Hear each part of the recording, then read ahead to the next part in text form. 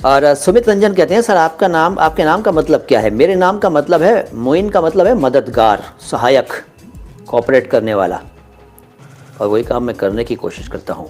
अगला शब्द है दुश्मन। दुश्मन शब्द और दोस्त शब्द, ये दोनों शब्द फारसी के हैं। दुश्मन न करे दोस्त ने वो काम किया है, तो दुश्मन और दोस्त दोनों ही फारसी के हैं। हिंदी में तो दुश्मन के लिए शत्रु है और मित्र है, दोस्त के लिए आपको पता ही है, लेकिन ये दोनों भी खूब चलते हैं, दोस्त और दुश्मन। अगला शब्द है दफ्तर। हिंदी में इसके लिए कार्यालय है, लेकिन चलता दफ्तर ज़्यादा है। ऑफिस अंग्रेज़ी में है, आप जानते ही हैं। दुकान भी फारसी का शब्द है, जी हाँ,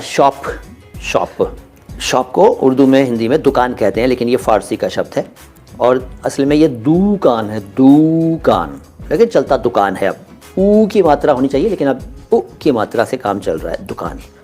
दिल भी फारसी का है, देखिए दिल भी फारसी का है, दिल शब्द तो आप कम से कम दिन में कई दफ़ा, मतलब बहुत बार बोलते होंगे, दिल।